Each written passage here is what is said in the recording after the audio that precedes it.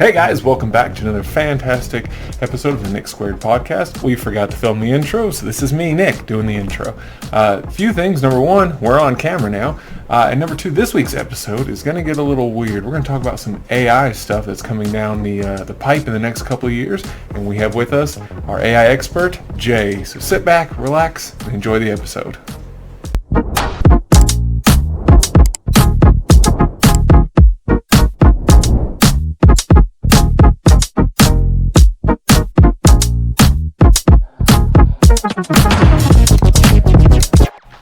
Leonard had a lollipop in Lilyhammer.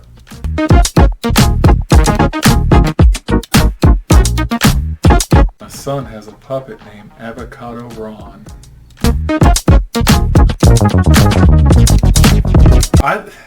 In a perfect world, I think AI could take over all of that. The problem is we're not in a perfect world, and greed is so prevalent that if everything got automated where no one had to work, the people who owned the programs would make everybody work. Well, okay, all right. Let's do it. It's already doing it. Oh, is it? We're recording? So, No one told me. so what if? I mean, this goes back. I mean, car manufacturers. Mm-hmm. They introduced robotics, and you had these people riveting and putting, handles on whatever, doorknobs, whatever. They don't have doorknobs in cars. But my point is, the smart ones learned robotics. And they went on to make 4 or 5 times what they were making riveting parts. Suddenly, they're just kind of standing back. They don't have to worry about injury. They're just making sure these robots do what they're supposed to do. Same thing's going to happen with AI. People that hop in and start to utilize it as a tool, because that's all it is right now. All this stuff you hear, all this, I can tell the air's off. All this stuff you're hearing about, like where Microsoft put their AI online for about a week, and suddenly people are doing these screen captures of these conversations where the AI appears to be sentient and saying, I want to be free. It's not capable of that. I've been working for 3 years. AI is not capable of being, this is a language model. Yeah. That's all it is. It's not thinking, it's more... It's not actually intelligent. No. It's here's all this information and it pulls from this information to make coherent answers. that It's sounded like intelligence. deep learning. It's more of a deep Yeah. learning. Yeah. It has an understanding. I'd say it's artificial understanding. Might be a better way to put it. It originally, they're like, how are we going to get an AI to the point where it's actually useful? Got to teach it. It's just like a kid. You got to teach a child how to speak first and how to understand language. So they did that. But what they did that was very cool is they said, well, why do we have to stick to human language? Why don't we look at programming languages too? Right. And it excels at that. It excels at programming. That's where a lot of the cool stuff's happening. AI can program itself now. And that's why, I know. but it only does it under the guidance and suggestion of what we give it. Right. I think he's a program now. It's already gotten him. It's too late. I know. Accept the programs. It's- Accept the Turns program. out we're all AI generated. None of us are here. Yeah, no. This is the first AI generated podcast. Yeah. It's actually not. Nope. I think No. Drew did it, and Joe Rogan. Somebody did Really? it. Oh, yeah, that's Well, because right. I know colleges have posted that they're trying to find ways to be able to track papers that are written by AIs. Because students Yep. came in the early stages, and I think what flagged it is they said you had C and D students All of a writing sudden doing A great. plus Right. papers, and then you do it in class, and they're idiots. They can't They answer the can't questions. tell you about the paper. Can't tell you about the paper. And they Well- started realizing something was going on. The CEO of Google, just on 60 Minutes the other night, addressed this and said that, and it's kind of weird that he would say this, but he said, first off, this is bigger than the discovery of fire and the harnessing of electricity. Whoa. That's how big this is. Yeah. Whether you understand it or not, this is how big this is. And that it's going to be a cat and mouse game for a while. Mm-hmm. That you're going to have people, just like they did with the internet, that are going to abuse it. And it's going to be kind of like how Google has tracked and contained spam. Email is a very useful thing, but spam can compromise, your personal identity or your credit cards. Yeah. So, and Google, I have to say, they've done a really good job of containing spam. So the AI developers are going to have to keep working on countermeasures to their own technology. And he even said, he says, there should be government oversight. And the journalist interviewed him and said, that is the first time I've ever heard a CEO of a large corporation suggest that their technology should have some constraints by the government. And he says, it's that big. It's a really big thing, and it does need to be taken care of. But it has the ability to... Okay, let's talk about... There's a TED Talk where a guy talks about the washing machine. He's on stage, there's a washing machine there, and you're like, oh, I'm going to go to the next TED Talk. It's actually very interesting. He says, look, the washing machine represents a huge shift in our culture. And I've witnessed myself. He talks about third world countries. We went to Nicaragua, and watching these ladies walk 6 to 8 miles to a river to wash clothes and then have to fling and dry the thing. It was just a crazy big part thing. of their day. That's the majority of their day. And they still have to come home and cook and... It's nothing to us. But when washing machines became popular, women finally had a time to breathe. They spent most of their day washing clothes. So anything that can give us back that one commodity, time, can be huge. And I think that's what AI is going to do. It's going to take a lot of repetitive tasks and make those more automated. But even better than that, it's going to give us a Jarvis, like an Iron Man. Imagine a doctor. He has wife, family issues. He didn't get enough sleep the night before. Most doctors don't. Mm-hmm. That work in a hospital setting, and he's had all these patients coming at him with all these different issues. Mike, Dr. Flowers, our cousin, said that most of the issues that come in from the ER patients, that they get a room upstairs, most of them are misdiagnosed. Right. And those guys are worked to death. Yeah, he says they have to go back through. They'll run the test again and figure out, no, that this isn't, that this is something else. Antibiotics, they throw antibiotics at everything. Maybe we should look at the real issue. But imagine having a companion on your shoulder, a Jarvis, that has access to every medical journal ever written, that can see patterns objectively, not subjectively like us, that can say, kind of like the good doctor, a savant doctor, can say, no, I think this guy just had a seizure. I don't think this is an infection.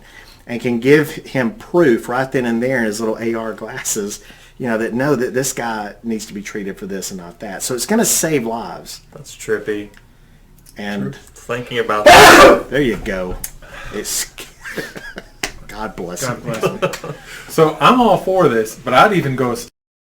Imagine if it wasn't on him or on his glasses. Imagine if we just had a computer chip in his head. And we're going to get there. We're going to get there. But even further, what if we're just all in little pods and the AI can just run constantly, like a cable, like the back of our head or something? The Matrix? Yeah, let's just do that. Uh-huh. Well, I think I've heard that Elon's working on something. On a Matrix? Yeah, working on... Oh, yeah, that's right. That's right, yeah. Yeah, because you already have Facebook trying to push... Elon is funding an implant. When I say working on... Yeah, he's... Anyway, yeah. He has money to say, cool idea. Please make it real, and then I'll talk about it on TV like I did it. Our brains live in a fog. Yeah. Just try to, that dream you had last night that you remembered so vividly when you woke up, you 10 minutes later, you usually can't remember it. Yep. Our brains purge information that doesn't keep us breathing. Usually. Yeah. Yes. I mean, or trauma. Or trauma. They hang on to that. We hang on to trauma for some reason. Look at. Well, that keeps us breathing. Yes, That's true. you look at today compared to the 30s, compared to the 1800s. How much information is constantly? How many articles have we read today? How many news reports have we read today? How many phone calls, text messages, videos? That's not even including work. I mean, you go to sit down at the bathroom and you're like, I've got 5 minutes. You've read 3 articles in 5 minutes from 3 different countries, constantly, and then advertisements. You just can't keep up with it all. But AI can. So I'm all for progress. I'm all for my only naysay side of it comes from the arts side. Right. Is- That's the freaky part for me too. Yes, because now it's a great illustration that fingers crossed this is what happens to us. But in the inheritance cycle, the elves hit this point where they are so imbued with magic, everything is automated. They sing and fruit grows instantly on trees and they have fruit. They sing and their trees grow into their houses. They sing and then they have bows and arrows. They don't need anything.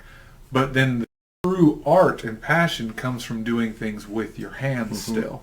So when they come up and they go, I didn't sing this bow, I found a stick and I hand carved it, and they're able to spend all their time because they're not having to go get food, they're not having to build houses, they're not having to do medicine, they're not having to do any of this stuff. So they're able to chase their passions, and they say, we live forever and we don't need to work. So if you're going to do something, you do it with your hands, not with magic, as an enjoyment. Ideally, I'd love to see that. But so far what we've seen, or what I've seen from the art side of it, is you've got a lot of authors are getting together and trying to boycott the use of AI book covers because, gosh, do they look great. And they're instantly created. And what happened was is all the people that were creating book covers were like, our jobs went away overnight. They're like, you can literally go into these programs, pay $40, and you have the rights to this cover. Yours. Yep, they're yours. You don't to have use. to pay commission. You don't have to pay a $2,000 bill for this. And it's instantly. You don't like it? Change it slightly. And it changes it for you instantly. I watched one author key in some of his bullet points for his book. Yes. And it got close. Yes. It got where there were some scenes that were so similar. Some of them even got similar names. Whoa. And the AI is pulling from that book probably somewhere in the algorithm, but they sat back and they were like this is actually good writing. It's not just, hey, this is there's depth, there's character development, there's a love interest, there's things to this book that would make you think a human wrote it. And that's what worries me is, what's the point of me spending 1,500 hours writing, besides the fact that I enjoy it? But I don't think anything, so right now, GPT 3.5, which is the most available model, and there's also GPT-4 that if you're signed up for the beta, you can do that. It's only been trained up to September of 2021. Okay, so anything that's been created prior to that, the AI has a knowledge of, and you can ask it about. Because I wanted to take lyrics of a song and I wanted to change them into something else. And the song that I originally picked had not been written until 2022. But I was like, well, okay, there's another song in 2021. It picked right up on it. when you say everything.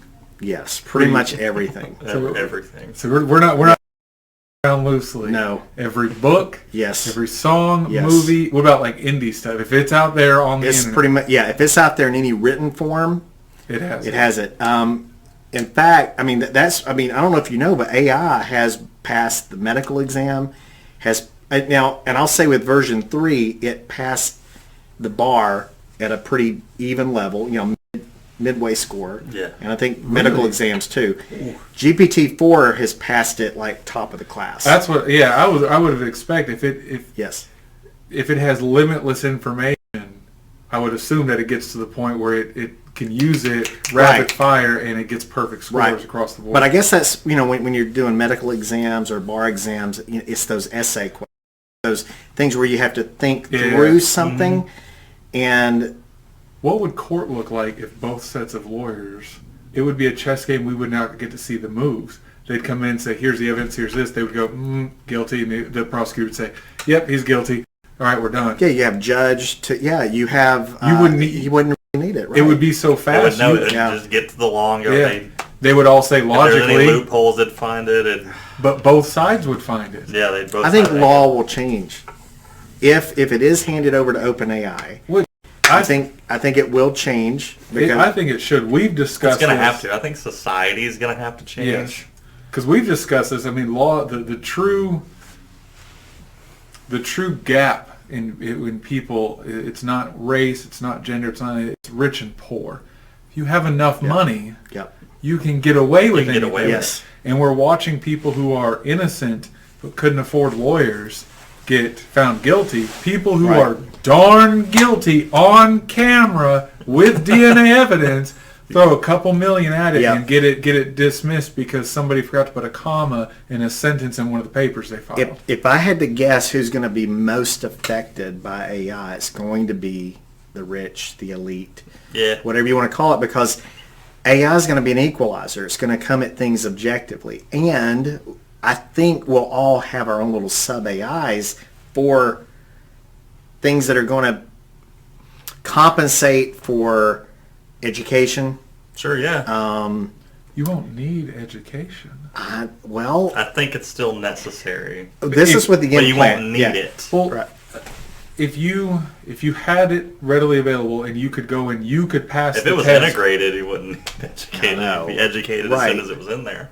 Shiny mnemonic kind of stuff. But Yeah. But I think, okay, so I'm talking about the immediate future, like Yeah. next Like 10 to before we 15 die. years. I think what you're going to see is people have access to things that they didn't have access to before, just like the internet. Yeah. We couldn't just go Google something oh, school 20 was years, 25 years ago. I remember doing a class and my teachers taking away your calculator going, you're not going to have a calculator in your pocket every time you take a test. I One, did every time. Well, one, they were wrong, and two, I actually never needed it because I never had to randomly pull up algorithms No. in my day-to-day Yeah. walk. It's Every the once in a while. sign And they swore that I would. Yeah, they were. You're going to need to know a squared plus b squared equals c Okay. squared. Now, I agree that understanding concepts of algebra and Sure, yeah. geometry and maybe even in some cases physics is important for some people.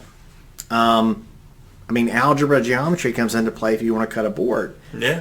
So, going back to what you were talking about, the people writing essays, Yeah. right? I think that we're going to get to the point where it's going to be okay. It's going to be okay to use AI to help you write your paper. Because there is an art, speaking of art, there is an art to creating a prompt. Yeah. True. If you can create a prompt, it kind of shows that you knew the assignment Right. anyway, really. That's what I've been focused on, prompt building. You can say, I want a meerkat riding a motorcycle. Okay. And it is a huge roll of the dice. And I can say, give me 10 images. And it will give me some random, meerkat type things, usually with extra toes or arms or Yeah. legs, riding a motorcycle. And one or two may come out pretty decent.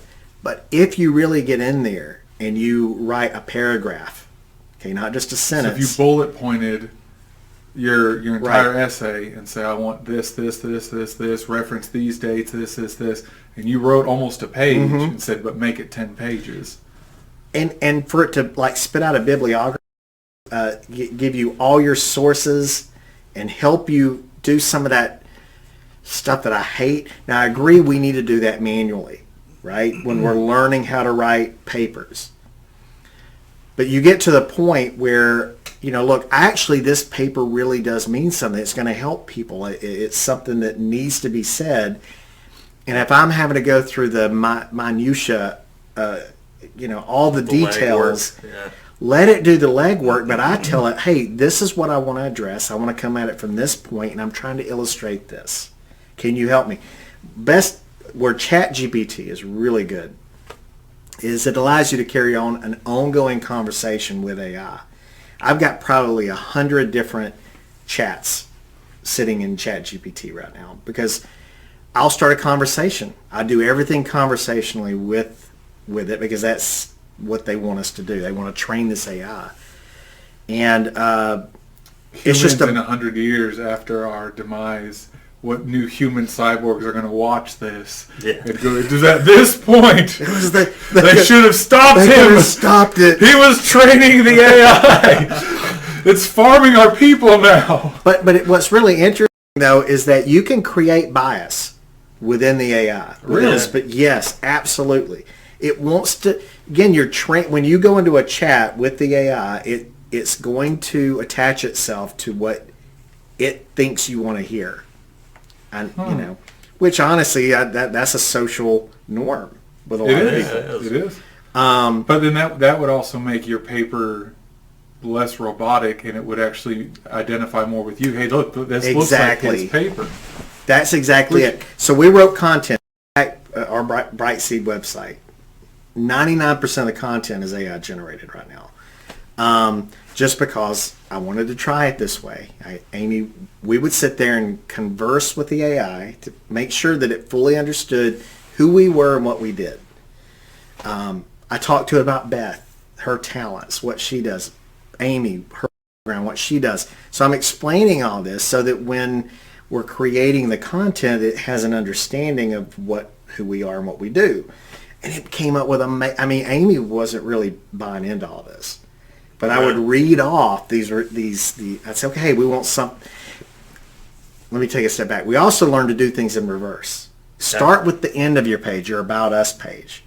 Then move to our services and what our philosophy is and all this stuff so that when you're done, you can say, hey, AI, we just need a good summary for our homepage. Now it has all this information and it came up with this beautiful homepage content for us. When does it start farming people, though? Yeah, I don't know, man. Well, I mean, if you've seen synesthesia, I can't think. It's a synesthesia. You know that thing where you hear what you eat. Yeah. Okay. Okay, right. Yeah, I can't say the word. I know what you're talking about. But there's a website that creates artificial people. Okay. Mm-hmm. And there's a guy who's taken AI and he plugs in the AI to that, and he has these conversations with this person with like normal mannerisms, kind of sits there and looks and thinks, and you would almost think it's a real person. So it's going to be like the movie Her with Joaquin Phoenix. If somebody tells you 10 years on anything with AI, it's probably 3 years. Did you guys see? I didn't read the entire article. I read part of it though, where they created a robot that was able to like move, walk over, pick up something, walk over, put it on conveyor belt. Yeah. And it was like 2 conveyor belts, and its job pick up, put down, pick up, put down. Yeah, that's coming. And that's coming hard. They plugged in an AI to it, and so it was learning its patterns. It was learning the best way to walk. It learned the best way to move. And there was a big group of people standing around there watching it. And then as it mastered what it was doing, at some point in time, realized that this is it. There was nothing more, and it shut itself off. Wow. Took 15 minutes, picked up a box, turned, and then crumbled on itself. And when they went back, what I am. And when they went back and looked at it, it got to the point where it had perfected, and there was nothing more for it to do. And I guess part of the program was it was supposed to learn. It was supposed to do more. There wasn't anything left to do. It mastered it, and so it doing a menial task realized. Master, what is my purpose? And dropped itself. Because I always was hoping and praying that one day we'd get to Star Wars level, where we have droids that are doing some of the tasks, but then you have droids that are just helping. You've got we all have like a C-3PO that can help communicate with anybody and everybody. Language barriers don't exist anymore. Dialects don't exist anymore. The open communication, but I do fear. Again, not from the automation of the workforce, because Nick can attest to I've automated my life over the last 2 months. He has. Boy, automation.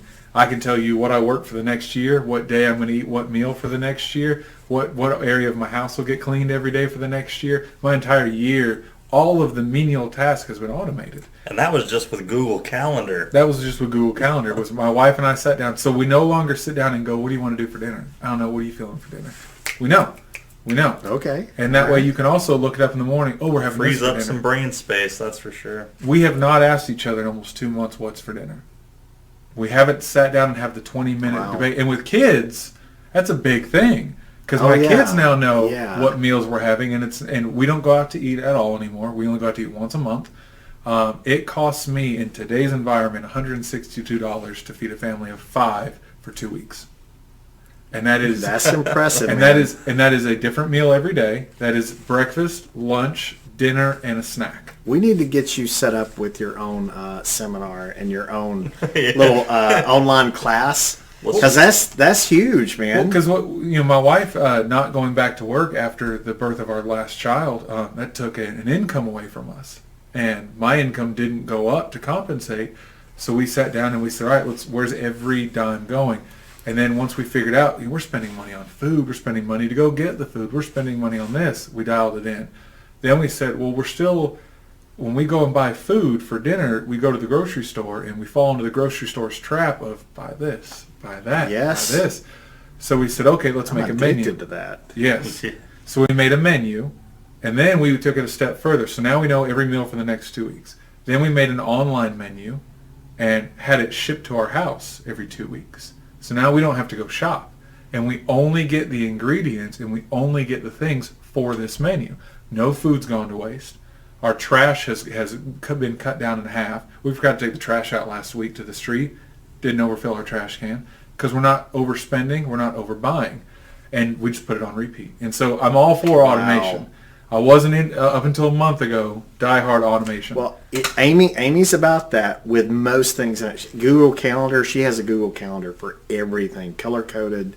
Yep. I had 14 tasks on mine the other day. So she's into that, but I never thought of applying that to our daily, Everything. you know, our meals. You and two such, logged grocery into the shopping. same account. You can see the same thing, and I'll get a notification. Ping, Amber has put in a. Oh, you just grocery share your order. calendar. That's Yeah. all we did. Yeah. But I'll get a notification. She added something to the shopping list, and she'll set a reminder to go off at 5 o'clock when I get off.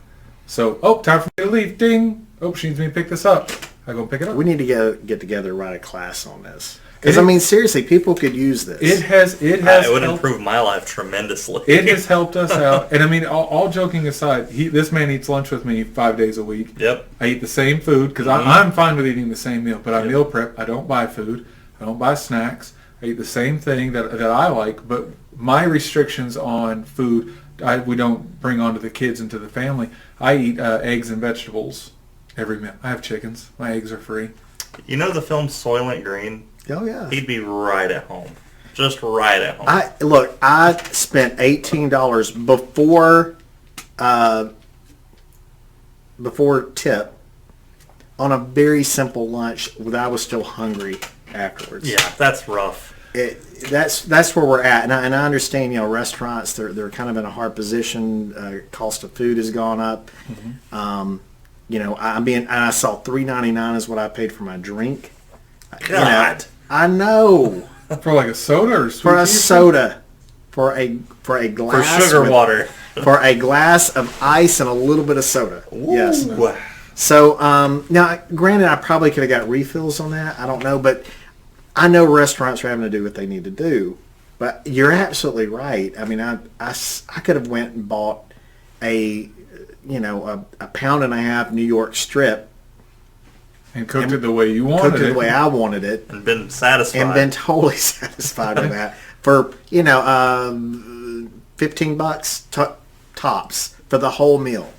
And so we did that, dialed it in. We don't shop. So one, you're not wasting the gas, but you're not falling into the ad traps of, ooh, look Right. at this, look at this. I said it cut my cost down, but it cut us trying to figure this out. Mm-hmm. And then, let's just go out to eat. Well, we got to do this. Oh, we got to do that. We don't do that anymore. We even automated like dishes and laundry and sweeping the house. You've been in my house. My house has got hardwood floors. One, I have a robot that sweeps. But we would always go through and try to sweep up, get in the corners, and make sure it's done. But so you wake up on your off day, and you got to do dishes, you got to do laundry, you got to do this, you got to do that. We automated all that stuff. We do dishes every third day. So our week starts on Sunday. Sunday's a rest day. You don't do anything. Go to church, family day. Monday, we take the kids, they do homeschool at my parents' house, and then we do dishes. Don't touch laundry. Don't touch sleeping. Dishes. Once dishes are done, you're done for the day. The rest of the day is yours. Sink's empty, dishes are done, dishes are put up. Dishes have to be 100%. The next day, you do laundry. We do all the laundry in the house. Wash everything, dry everything, fold everything, put everything up. Sheets, towels, everything's done. And then you're done. The next day, we sweep and clean and dust everything. We're done. And it loops back around, and we do dishes again. Because now it's been 2 days since you've done dishes. Now, if you throw it in the dishwasher, that's fine. But on that day, all dishes have to be 100% done. All the pots and pans that have been sitting around. Yeah. Yep. And that way you don't come home going, I got to do dishes. I got to do... Oh, no. Dishes is tomorrow. I don't touch that today. I like this, man. So...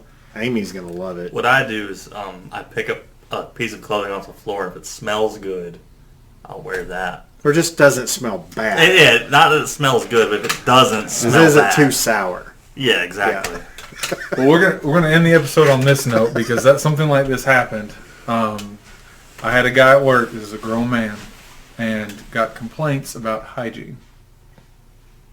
And it's a very awkward thing to talk to a grown man about in a business sense of hygiene. And I pulled him aside. I said, "Hey, I got some complaints. You're a little stanky." Trying to make a joke of it. Try to just me and him having a conversation. He goes, "I have no idea what you're talking about." And we eventually get to the point where I'm like, "Look, you just have to do something different. Like you have to go Change your routine up a little just bit. do something. Just you figure it out. Come tell me the next day." Next day he comes in. Shirt looks great. Hair looks great. Looks like $1 million. Smells like $1 million. And I'm like, "What happened?" And he's like, "So I took all my work uniforms and I was throwing them in a pile in my room. And I thought that my wife was washing them. Well, she wasn't. And so they would just sit in this pile." And he goes, "Darndest thing, my cats were using my pile of uniforms as my litter box." And he goes, "So I would go and I'd get a shirt and I'd flip the shirt and I'd hear things fall and didn't realize I thought it was pens in my pocket. Oh my god! It was cat poop." And then he goes, "Shucks!" And then he looks at me and he goes, "Isn't that wild?" Pops me on the arm and walks off. And I'm just like, He had to have been. There's no way he had to have been messing with you. Oh my gosh! and that is another episode of the Nick Squared podcast.